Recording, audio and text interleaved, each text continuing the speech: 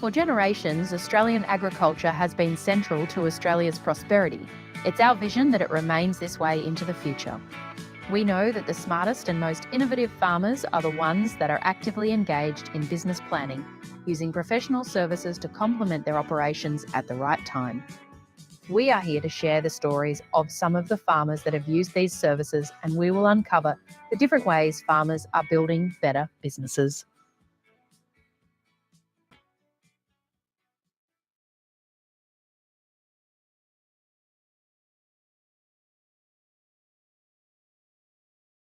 And welcome to the Department of Primary Industries Smart Farm Business Webinar Series. My name's Gillian Kilby and I'm coming to you live from the Exchange in Dubbo. I'm joined by our expert in family communication, Lyn Sykes.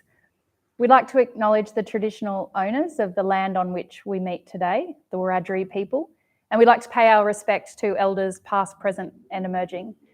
We extend that respect to all Indigenous people watching online today. And we'd also like to encourage you to drop the name of the traditional lands on which you're joining us from in the chat box if you'd like.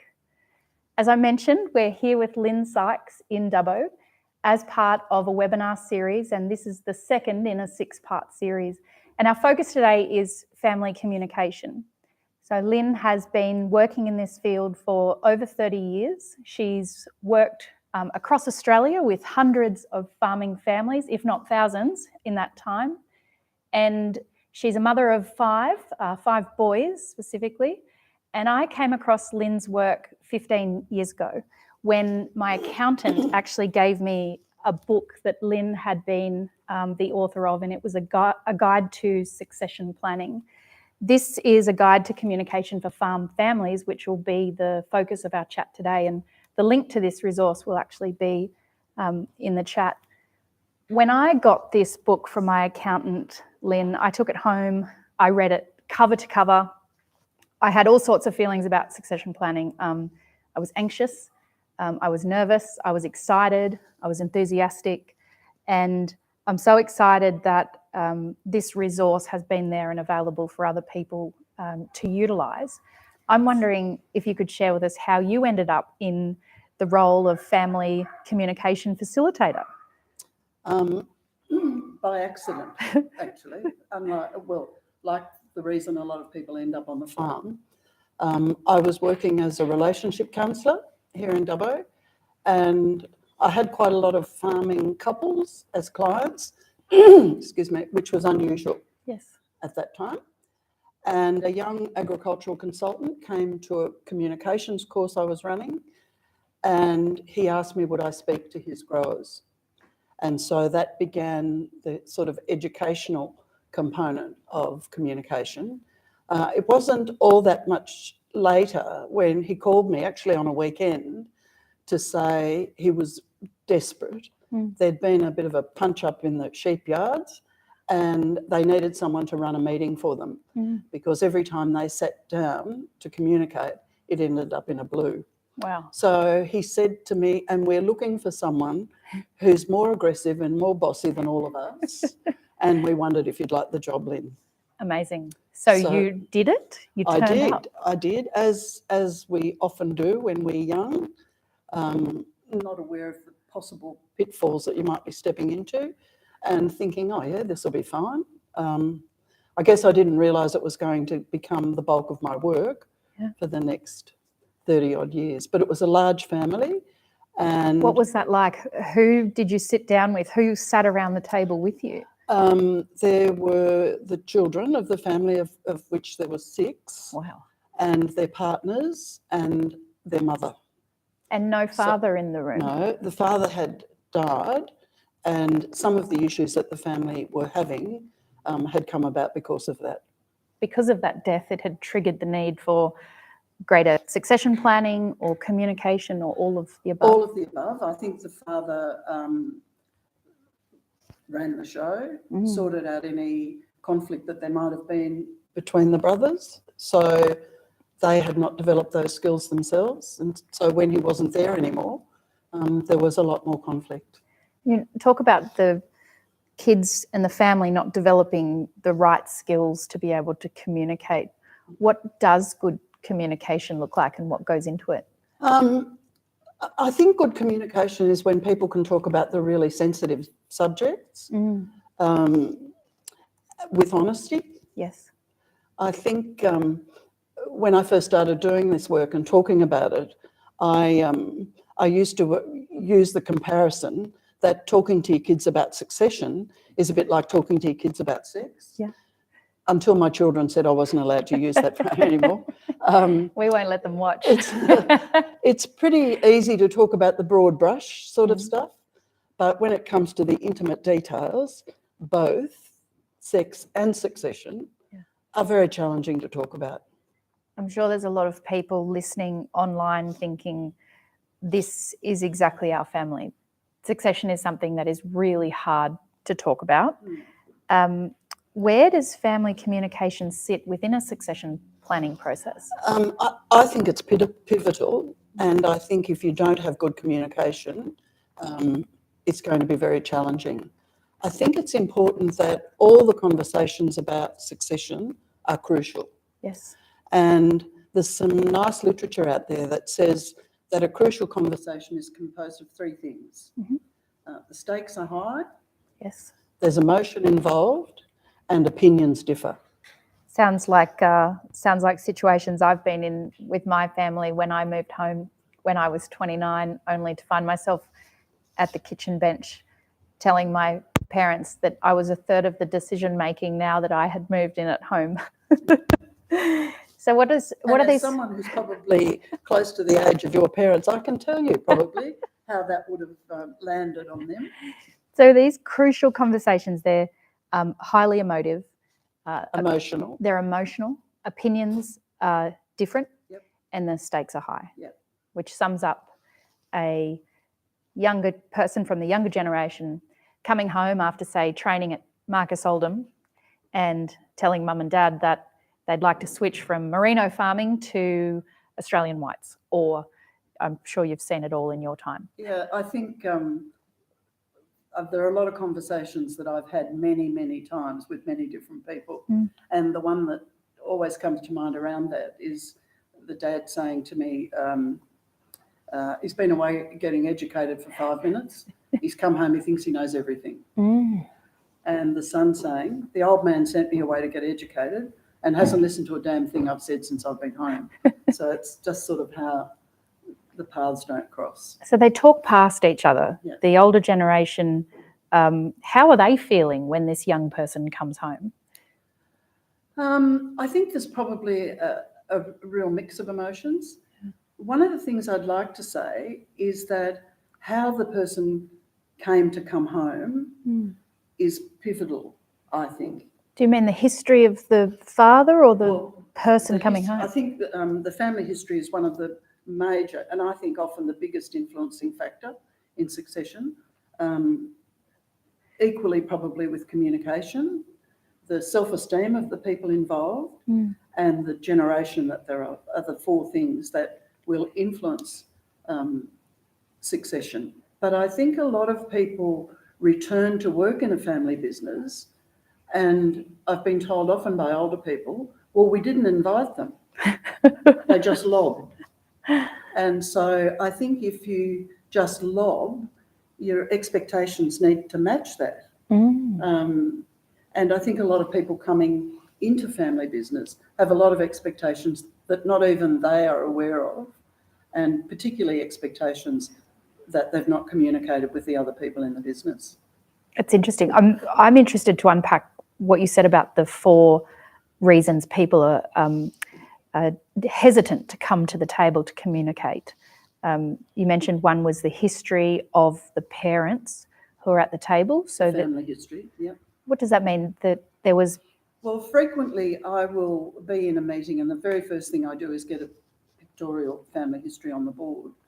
And it's astounding how often the person who is the oldest person in the room is at the same age that their father might have been when if they did come to the table or if they died. There's a lot of history that people are not even conscious of, and they find themselves doing exactly the same thing at the same age that their parents did, despite the fact that they may well have said for many years, I will never do to my children what my father did to me. Wow. But frequently, that's exactly what happens. That really resonates for me because I've heard family stories passed down through my father of how succession planning went, not just through my father, but through his uncles. Yeah.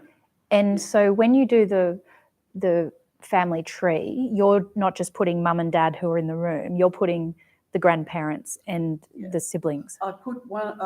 I used to put one generation above the oldest people in the room. Yes. And I always included the in-laws' families as well. Oh, wow.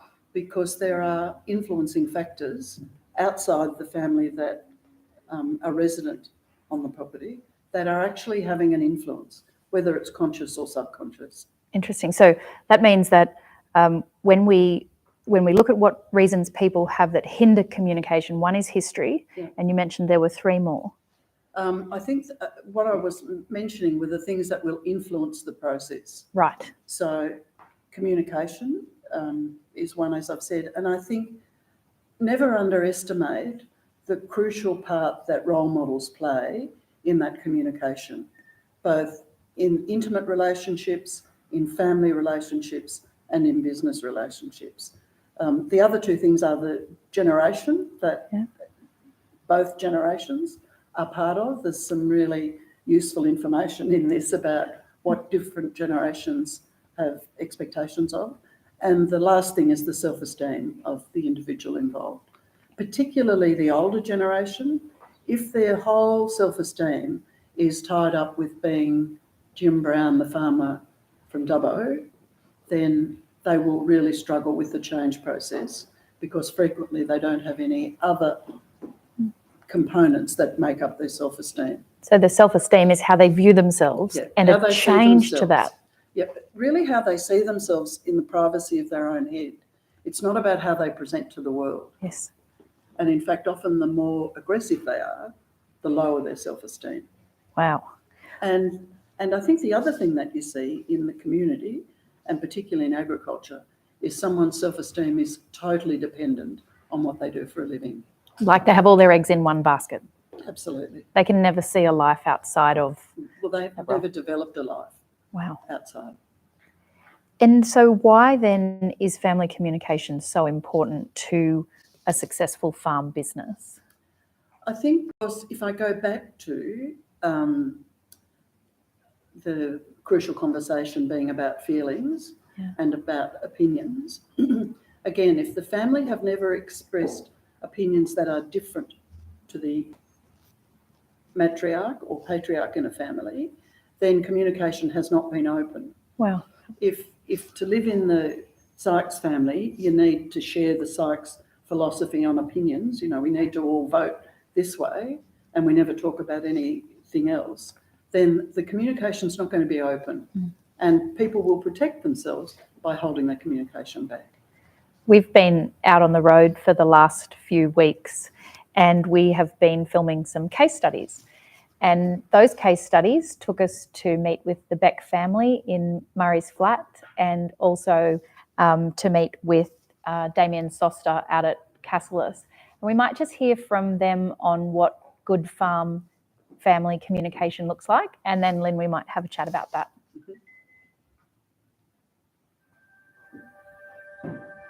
So what does good communication in the family look like? Well, I can tell you I wasn't very good at it when we started. I think I've improved a bit. I think the good thing has been that our son-in-laws and daughter-in-law have been so willing to engage in it. That's made it easier because then my daughters and my son could openly bring them in and they've all been interested to have a look at it and to have an input. And I think because we've got that honesty out there and the kids know where we're going, no one sort of minds asking the questions now or talking about it. A lot of farming families quite often hear dad or mum doesn't want to talk about what's going on. I've never felt like that. So I think that facilitates good communication as well. Having done some communication at UTS for a couple of years, it comes in very, very different formats, and I think what it can be when it comes to talking about future in an intimate family setup, I think there can be silos. And everybody's got their own idea, everybody's got their own opinion. Some will talk, some won't talk, some will share it. For us, it generally has been pretty good, but most definitely before we embarked on this process, there was some silos developing and there was some walking on eggshells. I suppose I was withholding information, and so I was as guilty as anybody else in it, and that then there were subjects that were taboo, couldn't be talked about. I think what we did to make the communication open between everybody, it certainly was a process. We had some extremely difficult Zoom meetings, and we did 2 days in Wagga with 2 facilitators glaring down the 8 of us all sitting around the table. And really, once you've got the open communication, everything else is solvable. Family communication to me is literally the word communication. I think too many farms, we all, whether it's families as in siblings or whatever, tend to have the roles and take off in first thing in the morning and disappear in the paddock and not communicate regularly enough. It's having those weekly meetings, those daily meetings if it needs be, and sitting down and communicating what needs to be done strategically as well as day to day. When it comes to succession and who's where and what and how, it just, communication is the word. It's got to be done in all different areas, daily, weekly, monthly, yearly. I mean, I think every second family farm I know, including ourselves, it's kind of like everyone takes their roles and doesn't want to talk about the nitty gritty, and unless it's talked about, no one wins at the end.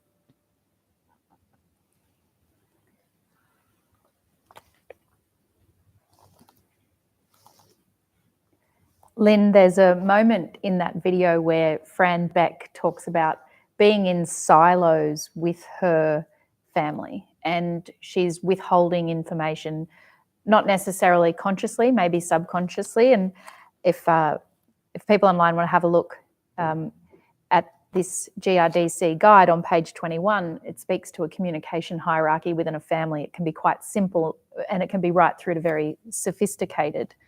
What do you see for Fran, for the mother of the family? What's going on for her in that situation?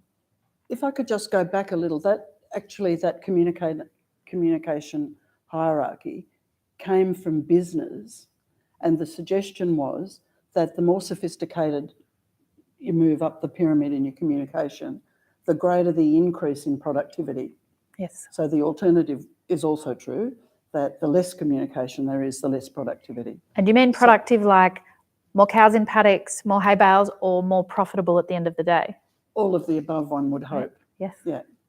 Because what happens as people communicate more intimately is not probably the right word, the more they actually want to help each other. There's an underlying goal of getting people to work cooperatively together, and the better the communication, the more likely that is to happen. And so when you hear Damien Soster saying people just disappear down the paddock, what can someone listening do to prevent that scattering of the team versus a focus on what's happening in the business? Yeah, if we go back to the model, that often happens when we move above mutual interest. Yes. So we're all okay, with the rituals and the small talk, and as long as the interest is mutual. I always tried when I was going to a family meeting to listen to the rural report or what the weather was doing, so that I had something that was of mutual interest. Small talk. That I could talk about. Mutual interest. I thought it was small talk. Yes. Everyone else assured me that it was mutual interest. But if you have a family where we don't talk about our feelings or we don't have opinions different to anyone else, then people will fight or flight. Yes. And the heading off down the paddock are the flighters. The ones that stay and argue are the fighters. And then Susanna White says that they have post-succession planning and post having an external facilitator, they have a new process. So they have 10-minute Monday meetings and they have quarterly catch-ups. How have you advised farming families in the past to structure those meetings, with what frequency, with what content? Right. So given that my interest is in family, the things that, when I've been asked, I suggest is, first of all, that the first thing that everyone says is something that has brought them joy or pleasure during that week. Yes. Because when I started to work in agriculture, I thought this is going to be such lovely work. They're with family, they'll all be so nice to each other, and they'll be so positive. Well, I found that wasn't the case. And the other thing that I suggest people do at that regular meeting is to express the things that have got up their nose. So what commonly happens in agriculture is people don't tell each other the things that are happening. I mean, it happens in relationships across the board. You don't tell people the things that are annoying you. And so what happens is that you get an accumulation of resentment building in people. And unfortunately, when that resentment gets to a certain level, human beings will only ever see the things that reinforce that belief. So if I decide that you're a gold digging, hectare hunting young woman, I will ignore anything that happens that might challenge that opinion, and I will grasp anything that I see that reinforces that belief. So you have almost like you put up an antenna to watch for that particular trait. Yeah, and ignore the others. The person who will always leave the gate open, you will drive down the paddock and see every wire they did not tie on the new fence construction, because you're looking for it, you're seeking it out. And as a general rule, you will express those things to the person. So how do you break a cycle of self-fulfilling prophecy? You are looking for that person to mess up. How do you break that habit? Well, you start. I had an elderly woman. I was chatting to at a conference, and someone asked me, "How do you make sure? Now, how do you manage daughters-in-law?" And at that point, I didn't have any daughters-in-law, and I said, "Oh, well, I can't tell you really." And the older woman said, "I can tell you, my dear. You look for the things you like. You won't have to look for the things that you don't like, because they'll be obvious immediately." You need to look for the things you like. And I find that, I've been on a few tours of late. The people who you don't want to sit near on the bus, they jump out at you very quickly. So you have to look for the ones you want to. That's a hard thing to do when you are working in a family business structure. This doesn't happen in the real business world. At 5 p.m, everyone goes home and debriefs work. They don't debrief with the person they work with often. I think it does happen in the workforce generally, that things get up your nose and you don't express them and they accumulate. I think one of the difficulties for people in agriculture is that they don't discuss having boundaries. And so everything just becomes more about the business. And frequently I've heard non-farming children say when they return for occasions how left out they feel, because the conversation is all about the farm and they're not part of that. And there's no boundaries to say we're not talking about this weekend. I think unless there is someone in the family, and my observation is that it would usually be the mother, says, "This is a family occasion, we're not talking about farming." And even then, they sort of creep back. Some of these issues, like setting boundaries and letting things that get up your nose fester without speaking about them, they sound like issues that were probably around 30 years ago. Are the issues that were around 30 years ago still the issues of today? Have they changed? Those issues, I think, are still around, the festering and the not so good boundaries. Although my observation is that the current your generation are much better at boundaries, certainly than my generation was. When I first started to do this work, the top thing that always seemed to be on the table for family meetings were these dreaded daughters-in-laws were going to come in, and then they were going to leave and they were going to take half or more than half of the farm. So people were very fearful about that happening. That's much less an issue now, I've observed. I remember listening to you on a podcast where your advice to the daughter-in-law was, you may as well bring it up, because if it goes badly, you'll get blamed. If it goes well, you won't get the credit. So just get started. Yeah. Do you have any other advice for the daughter-in-law? Like, it sounds like there's some dynamics happening that are not benefiting the family. Yeah, I think I need to say I wouldn't actually say that in a family meeting, No. but I get lots of phone calls still actually Yeah. from daughters-in-law, and I regularly say that if you want it to get rolling, bring it up. Just don't expect to be popular as a result of that, even with your own partner, let alone your parents-in-law. What's the least helpful dynamic when you have the daughter-in-law, or the on-farm children and the parents? What's the least helpful dynamic? I think, going back the other way, I think the most helpful dynamic when you come into any situation is to try and assess how these people like to be shown respect, and to do that, whatever it is. I think within many of the unhelpful dynamics start long before there's any in-laws, long before, like if it's a couple who are farming together when their children are quite small. By the time they become adults, what I see as the least helpful dynamic is if you and I, if I'm your mother-in-law, you're my daughter-in-law, and your husband, my son, is there, and you have concerns about me, you talk to him, not me. You go to bed at night and your head hits the pillow and you have this chat about what's going on in the family farm. Yeah, and can you believe she did that? And she said this to me. And I mean, one of the classic things that astounded me in the beginning was how much young women were criticised for the way they pegged their washing on the line. Oh. That was new to me. Wow. There's a whole series of things you need. Match the pegs and... You need higher hedges so no one can see. You know, all sorts of things that I was thinking, in my judgmental self, I thought, who gives a rat's? Yeah. Like, so how do you surely there's break something... that dynamic? I'm I going think to the partner. You need to expose it, first of all. And I think if you're in a triangle, if there's anyone watching this or in this room that don't communicate in triangles, they should answer that question, because what I see is the damage that communication in triangles does. Every time you talk to someone else about a concern you have with me, you escalate the dispute. So what people need to do is they need to learn the skills to encourage you to talk to the person who's concerned. To talk directly to you. And not to do that for you. Is that something that people can learn independently, or is it something that we bring in a facilitator for? I mean, I think it's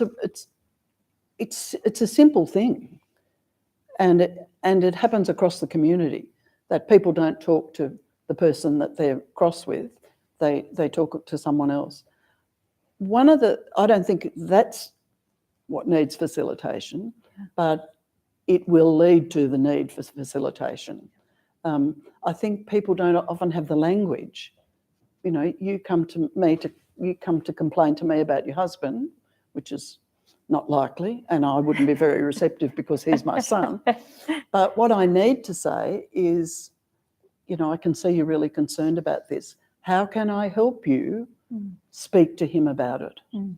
How can I help you change the way this process is unfolding? Yep. We've been out on the road talking to different farming families about the processes they've gone through to either do succession planning, and two of those families, so the White family in the White family in Mudgee and Ron Ison in Narrabri, they were able to speak to us about what good family communication meant to them. So we might have a look at those videos and then we'll have a chat about those two families. Cool. Dad was always funny because he was always extremely frustrated by the way that succession was dealt with in his generation. His father was very controlling and ran a tight ship and sort of held the reins right until the end. He's also an artist, so he was really keen to get more focused and get more time into the art. Family still remains a family, but the business just has to be able to cater to an expanded family. And so if you look at it like that, this business does still provide for the extended family despite the fact that the decision makers are separate. We realised early that none of the children would want to come home. They all wanted to follow their hearts, and they're all happy and we all communicate. They come here, bring the grandchildren here. My son's a vet and I ring him when I've got a problem. I had a knee reconstructed and my daughter, who was school teaching at the time but just studying for medicine, was home and we had a heifer calving. Anyway, she said, no, I'll do this. I'll carve this heifer out. So she gets on the phone to her brother who's a vet and carved the heifer out. So that's communication. Use your brothers and sisters.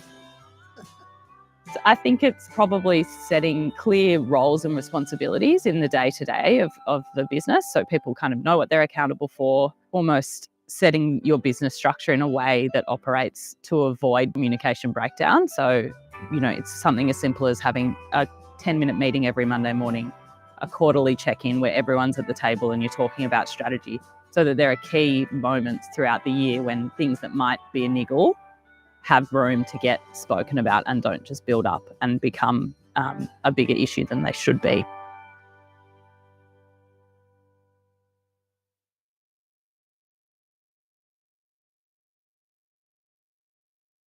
First part of the case study, how Jack White had a family history where there was frustration when his father came home and how the succession planning process was handled.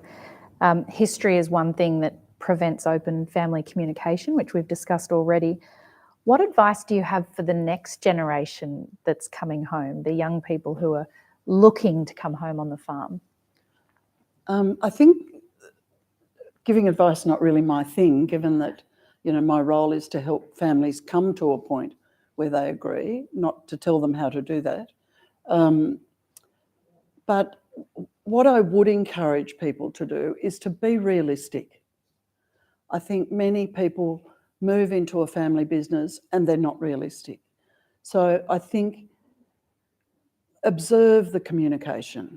Observe, if it is your parents, observe how they communicate with each other and see if they're on the same page. And this person coming home would have very intimate knowledge. It's not like doing a job interview and trying to assess if your new boss and your new team will have these communication skills. You have been in that family your whole life.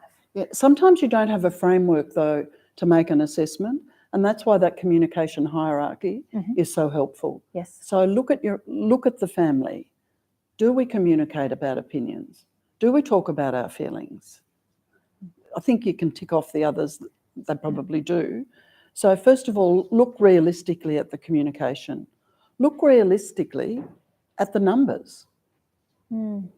If I haven't provided for my own retirement and the numbers are not looking good in the business, then why would I even start on a succession planning process? How often did you step into the room and find out that the returning generation did not have access to see the numbers?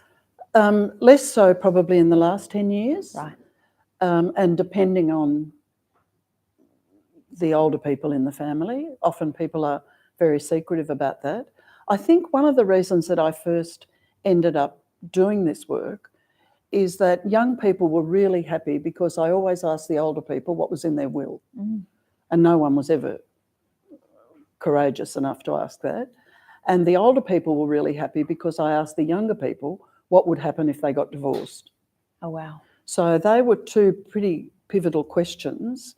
And in family meetings, there is a point where I used to say, really sorry, but mum and dad are not with us anymore.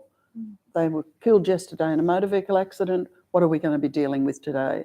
To assess how their children and their partners would actually go forward without the leadership from their parents. And the parents would be there to watch them parents unpack what they would do. Well, they get an opportunity to almost collapse time.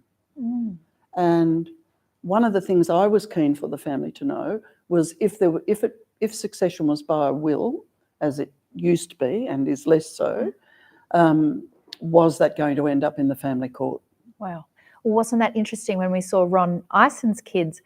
They established the kids weren't coming home on the farm. And he told that wonderful story. He's got the son who's a vet and the daughter's a doctor, and she comes home to the farm and a heifer is calving, and the doctor daughter is delivering the heifer with the son who's a vet on FaceTime. giving her directions. What happens when the kids aren't coming home? And I'm interested to know, is that a lonelier, harder journey? I've not had much involvement in that journey. Oh, they don't because call you. There's There's no punch-ups in the they don't look sheepyards. for me. I think, I mean, I must say it did cross my mind when I saw him telling that story, thinking, well, I wonder would they be so cooperative if one of them was going to get $10 million worth of assets and one was going to get $1 million worth of assets. Yes. I'm not sure they'd sort that out on a FaceTime. No. And that's the bottom line for many families. What advice do you have for the generation that do not have kids coming home on the farm, and they have to at some point make a decision?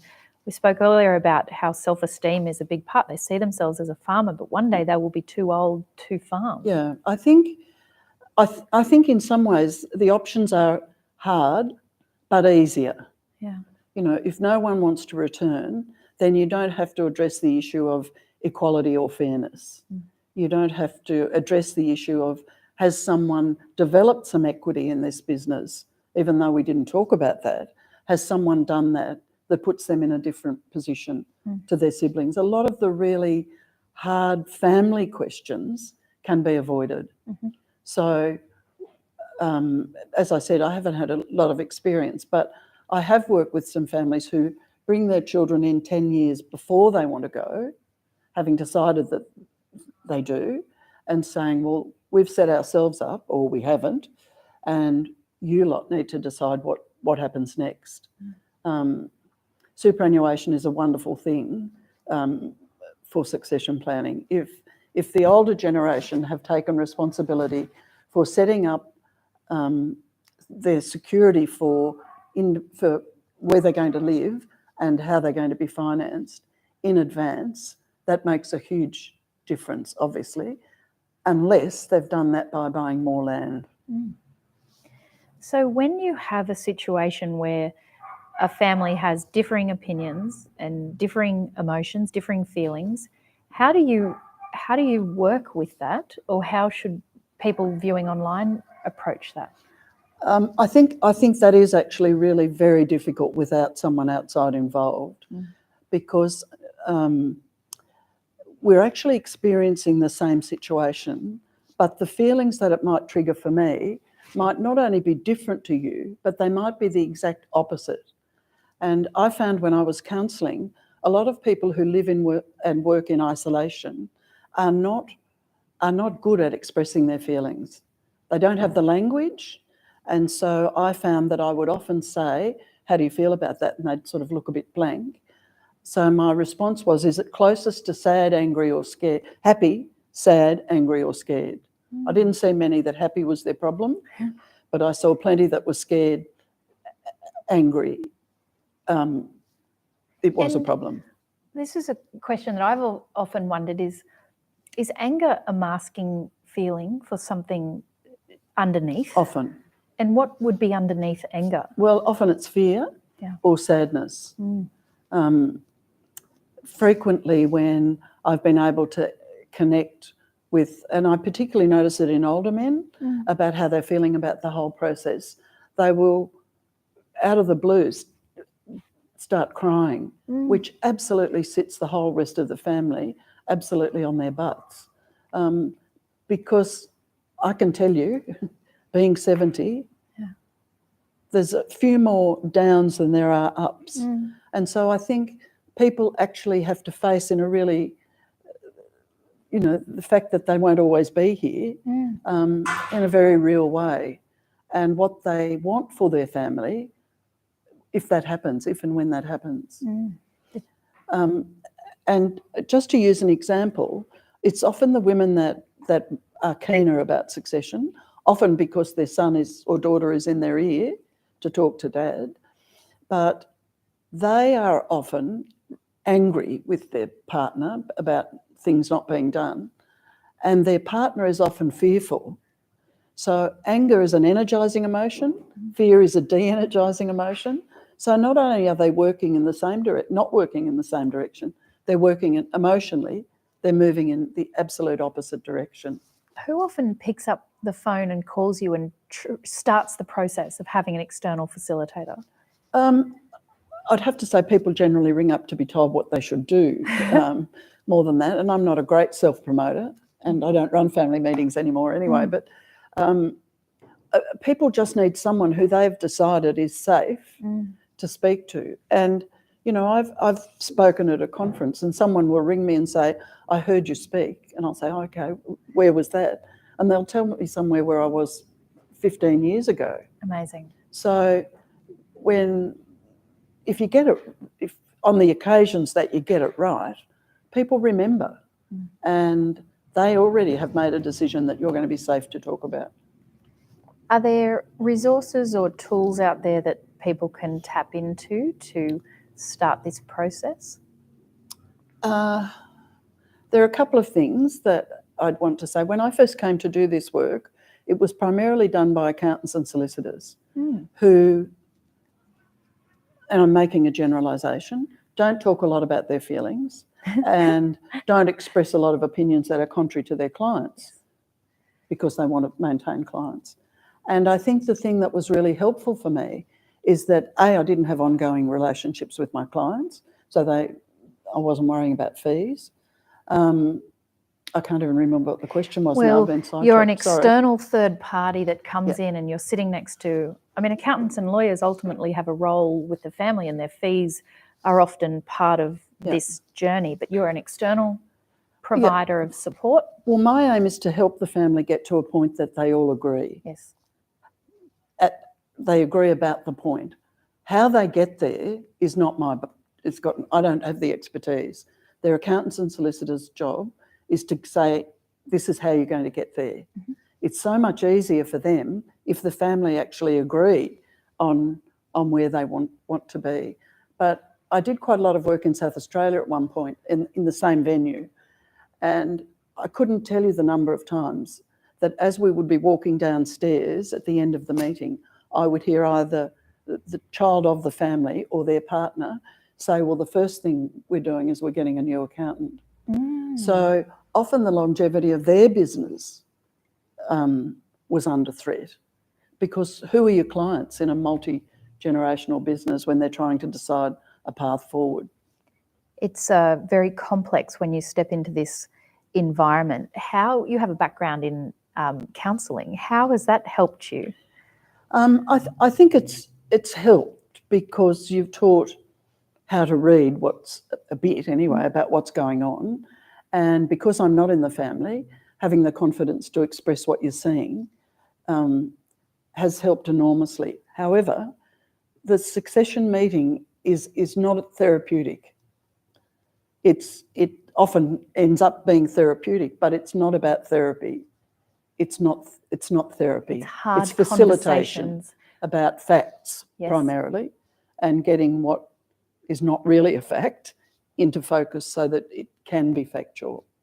So yeah, I think it's helped. I think it's helped more that I don't have any baggage about being a farming daughter-in-law, daughter, son, wife, mother.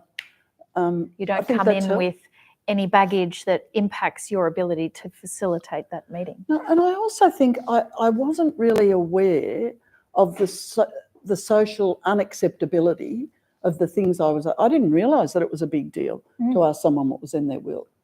I didn't realise it was a big deal to ask someone what would they do if they got divorced. By the time I realised how unacceptable it was, people were telling me it was helpful. So it's been an evolving sort of process. We might ask the audience for questions, which people can pop into the chat, and I'll get them here on my screen. One question that I have for you, Lyn, is about what people can do, one concrete thing someone listening can do to improve family communication in the next month. Be honest about your opinions and your feelings. Are you ever worried that will open something that can't be closed? Like a can of worms? Yes. I'm not worried. I didn't create the worms. I'm only the can opener. But I can be pretty sure that those worms are actually influencing this process. Yes. And so they need to be let out. And I've got pretty broad shoulders, if whatever the impact that they have, if I get blamed for that. If I walk away from a family meeting as the villain that made us talk about all those things, I'm pretty okay with that. That's a big role to have held in, thousands of families' history. And you The angel or the devil. You mentioned that you're not doing this family facilitation anymore, but you are receiving a lot of phone calls. Particularly, we were chatting in the break that you're receiving phone calls from women whose husbands have died and left them with The mess. Can you tell me a little bit about what's happening? I think I've been surprised all along at how reluctant farming women my age are to use the power that they have. They, and this may sound strange to someone of your generation, but they are often independently wealthy, Yes. but they will not do anything that is against their husband's wishes. So they've often been the one that's been trying to get the conversation happening to a reluctant partner or family, and then that partner dies and leaves their assets generally to their partner, or legally often to their partner, and they're left with it without the support of their partner and How trying are to they decide. feeling when they ring you, when you catch Angry. that call? They are almost without exception angry. I tried to sort this out. I did my very best to make sure that this didn't happen, and he's gone here and we died are. on me and left me with it. And so what could they have done? Well, they could have used the influence that they had. They have power. They have power. They are often just reluctant to use it because frequently they've not seen their mother do that. So the influence of role models is really profound in relationships and therefore in how relationships move forward, which is one of the reasons that older women are often resentful of younger women who are more forthright with what they think and how they act. So there might even be a dynamic between the mother-in-law watching the strong opinions of the daughter-in-law and actually wishing that maybe I'm making assumptions here, but that she had that same power or ruthlessness. It'd be good if it was. I think what they see is a criticism of themselves. Oh, wow. So, I mean, I've had women say numerous times, older women, she wants my son home at 6 o'clock to help with the bathing and feeding. Well, no one ever helped me do that, so why can't she do it? I kept thinking, if you didn't have that help, wouldn't you want to facilitate that for your daughter or your daughter-in-law?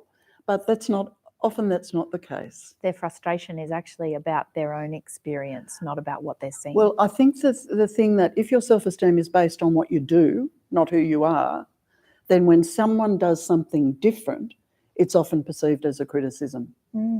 So we only have two choices in criticism. We either attack or defend, and neither of those practices are very helpful in family communication or any communication. Not at all. I have a question here that's come in, and it is said, it's addressed to you, so that we're off to a good start. Lyn, I am a daughter-in-law. I've tried to avoid the triangulated communication with my in-laws, RE issues, but they refuse to hear anything I'm saying. How can we move forward without resentment? I think it's unlikely you can move forward without resentment. And I think your concern needs to be addressed to your partner. If it's not looking good for your long-term future, fast forward 20 years, it's going to look a lot worse. So I would be saying, as I often do on the phone, trigger some action now. Would you go as far as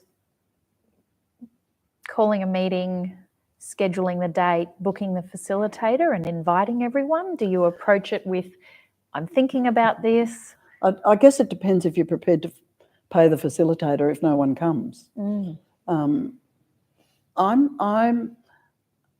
I've never been part of the process. I've been asked to come for whatever reason, and usually because someone else I'd worked for and they'd said it was helpful. I think the thing is we need to set boundaries. So, and this is going to sound really harsh and not productive, but if I was that young woman, I would be clear about how prepared I was to accept the situation as it is for what time frame.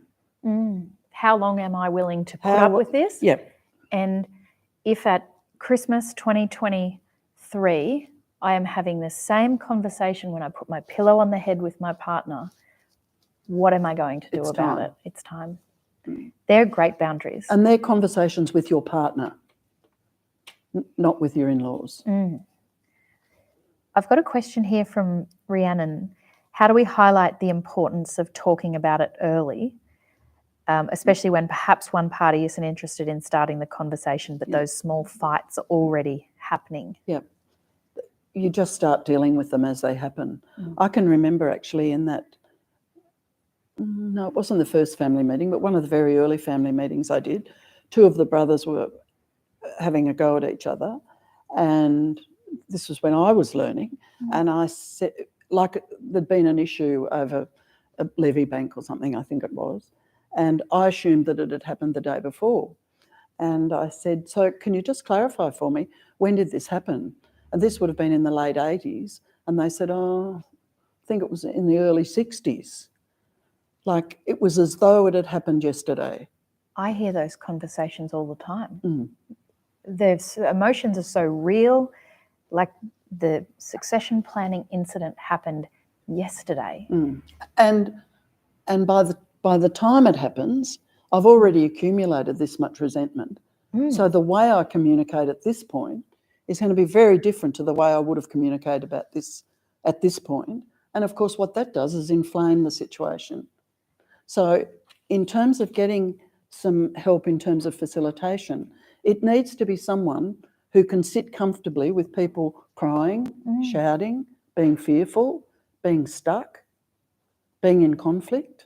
There's usually one person in every family who sits through all of that, like someone that's trusted to everyone. Well, there's usually someone that everyone comes to, and that's if I get the sense that everyone's talking to someone, I will ask the question, who in this family is the person that everyone goes to complain? And when you're sitting in a room and someone asks a direct question, you've got no choice but to answer it. And what happens then when you identify this individual that everyone speaks to? So I read somewhere just this morning, I think, that a good teacher doesn't tell, they encourage people where to look to find their own answers. So again, I'm not suggesting I'll be a good teacher. If you see my children late at night, you'd be convinced I'm not. But what I will say is that working for you? Is that working for this family? And generally they will be honest and say no. And then I ask them, well, so what might you do differently?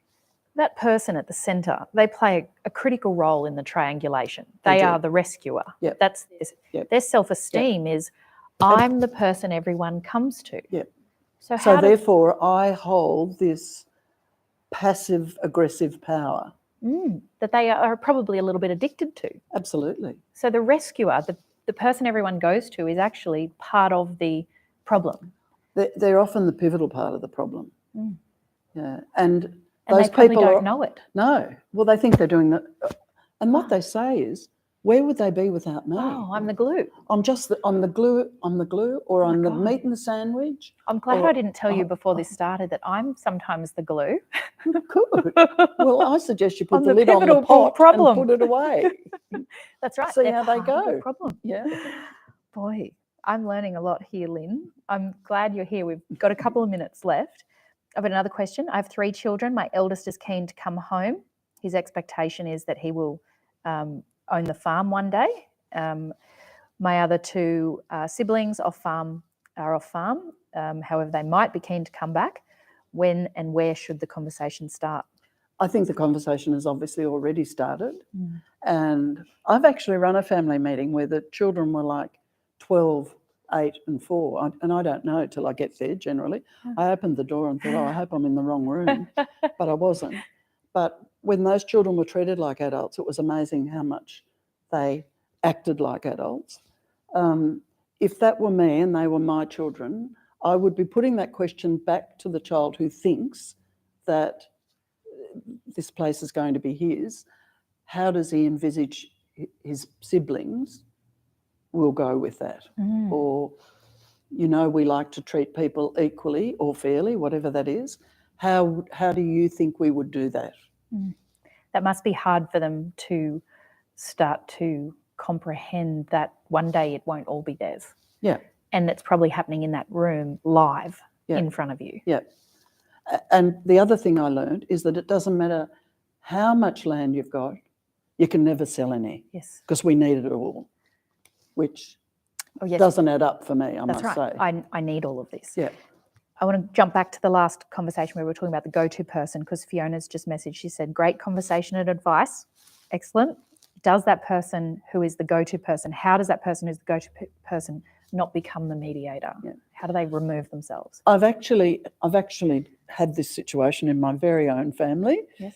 You think you're not doing all these things, but you actually are. And it was pointed out to me by a 13-year-old, I think at the time. Wow. Isn't this the stuff you tell people not to do? So what I said to them both was, I care about you both. You know that. I'm clear that me being involved is not helping. I'm happy to listen to you independently, but you need to understand I will not repeat that message to anyone else. I'll not broker the ongoing problem. So my aim is to have you be able to discuss this with each other, not through me. With each other, or would you like me to put you in touch with or find someone who can facilitate this conversation? It's interesting because people are reluctant to have a facilitator for a succession. Why do you think that meeting. is? Is that they're embarrassed about Oh, and I opening? think they're worried more about the money, actually. Oh, It's That's a very cost-sensitive market. is it? Mm. But what is the cost of not engaging in of having an external facilitator? What's the cost of not going through succession Well, planning? people don't think about that. They're only thinking about the immediate. But it could impact. be millions of dollars in, well, we're saying death, divorce, and dissatisfaction are the Yeah. three reasons for, Yeah. for splitting Someone up leaving. partnerships and Yeah. people leaving the farm. Yeah. I have another question that's just come in the last few minutes before we wrap up. Fiona, a second Fiona, how can we be better? How can we better empower young women if and when they enter the farming family operations? Should they have some modern type of buy-in? What can we do better? Again, I mean, giving advice is, and I have sons, Yes. but I often get asked about my daughter, whom I don't have. I would say maintain financial independence. Yes. Because when you don't have that, then your choices are limited. Mm. So make sure you do whatever you can to expand your own choices. And I think one of the wonderful things that COVID's done is given women opportunities to continue to work without leaving home. To be able to work remotely. Yeah. And what if they fall into the family business, but they fall into this low salary trap? Oh, but you get your house covered and we pay your groceries. I'm very clear about that because often I was dealing with families that had been in that trap for 20 or 30 years and I would go through and cost everything. Wow, So incredible. You're actually on a package and this is what the package is worth. And are you happy? Well, and is it fair? Does it translate to the marketplace? Yeah. Is it fair? Is it equal? And if it doesn't, then what are you going to do about it? Lyn, it's been so wonderful to sit here with you. I have more questions on my list, which we might answer and email out to everyone online. And you might email out. I will. I'll do it for you. I wanted to thank you for giving up your time to be here. We have had a wonderful day at the Exchange. The bell's ringing and telling us to wrap up. I'd like to thank everyone online for joining. We will make this recording available for you to share with families, friends, parents, daughter-in-laws and the like. We're also going live again with our third webinar in the series with the local land services. We'll be doing that from the Exchange in Narrabri this Thursday at 1 p.m. And if you haven't yet registered, the link will be in the chat. We look forward to seeing you then.